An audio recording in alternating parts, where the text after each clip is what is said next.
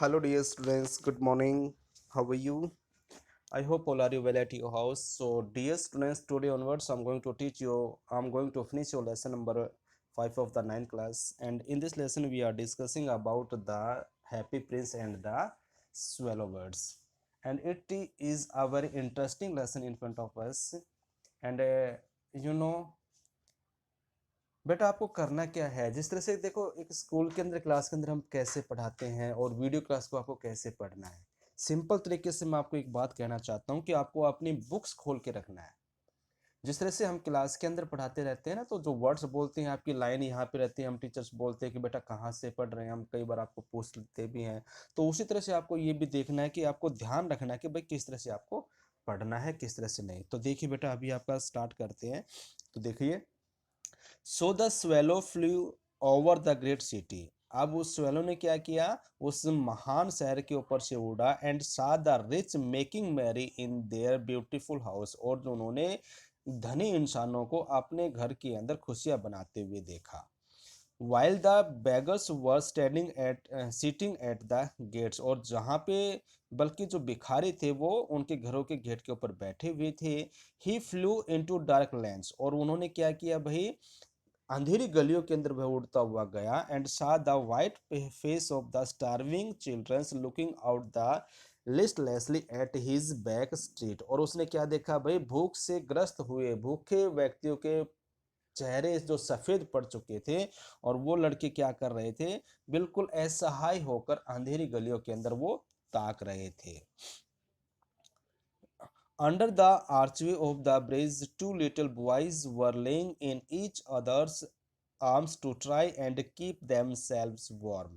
और वहां पे जो एक पुल था, पुल के नीचे दो बच्चे आपस में लेटे हुए थे। उन्होंने एक दूसरे को बाथी डाल रखी थी कि जो सर्दी जो पड़ रही थी उस सर्दी से अपने आप को बचाने के लिए एक दूसरे के बाथ डाल रखी थी। और वो क्या कर रहे थे, सो रहे थे वहां पे।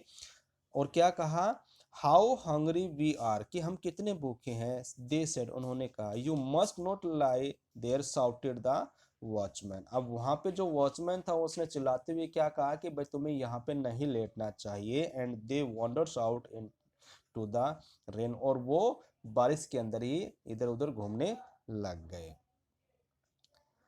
Then he flew back and told the prince. अब वह वापस से उड़ता हुआ आया और उसने राजकुमार से कहा व्हाट ही हैड सीन, जो उन्होंने देखा था। I am cowed with fine gold said the Prince. Prince ने क्या कहा कि मैं शुद्ध सोने से ढका हुआ हूँ। You must take it off leaf by leaf. आप एक एक पत्तियां इससे उतार सकते हो। And give it to the poor, और आप उनको गरीब इंसानों को दे सकते हो।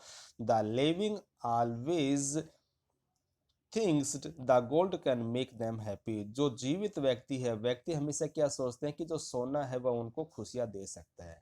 Leaf after leaf of the fine gold the swallow picked of. अब क्या करा, एक एक पत्ती करके वो उन्होंने, स्वेलो ने उसकी सारे सोने को उतारता रहा। Till the happy prince looked quite dull and grey. जब तक कि जो हैप्पी प्रिंस था वो भद्दा और बिल्कुल भद्दा दिखाई नहीं देने लगा। मतलब उसके शरीर के ऊपर से जितनी भी जो सुनहरी जो पत्तियां थी वो सभी उतार ली।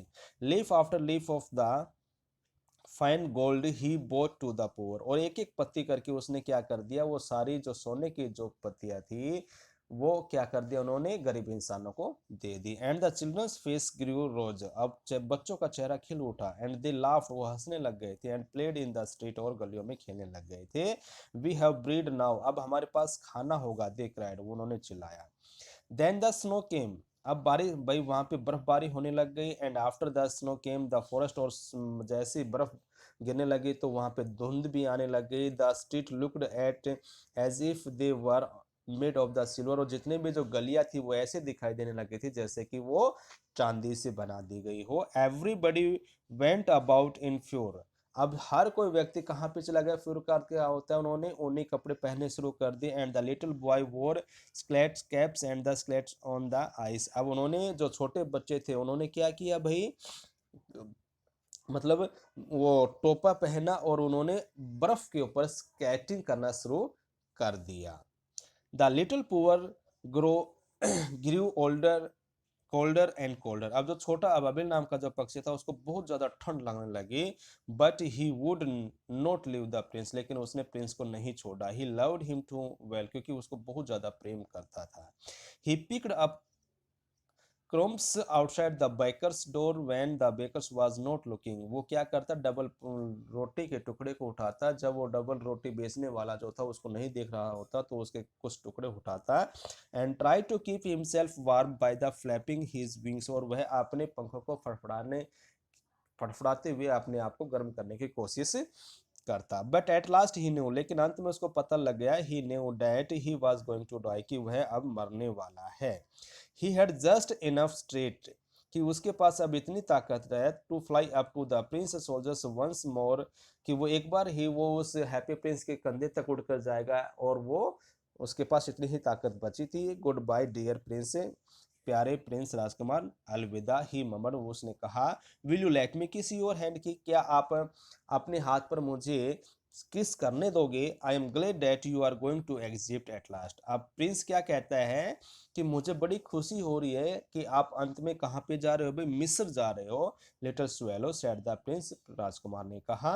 You have stayed too long here, तुम मेरे पास बहुत दिनों तक रहा। बट यू मस्ट किस मी ऑन द लिप, लेकिन तुम मेरे होठों के ऊपर किस कर सकते हो। फॉर लव यू, क्योंकि मैं तुम्हें बहुत ज्यादा प्रेम करता हूँ। It is not to exit that I am going, क्या कह रहा है भाई, सेड द स्वेलो, उस छोटे अबाबिल ने क्या कहा कि मैं मिस्र नहीं जा रहा हूं। I am going to the house of the death, मैं मृत्यु के घर पे जा रहा हूं। Death is the brother of the sleep, और जो मृत्यु है वो नींद का भाई है। इज ही नॉट, क्या ये नहीं है। And he kissed the happy Prince on the lips, और उसने हैप्पी प्रिंस के लिप्स के ऊपर किस किया। And fall down dead at the list, और वो अंत में क्या किया भाई, वो मर गया।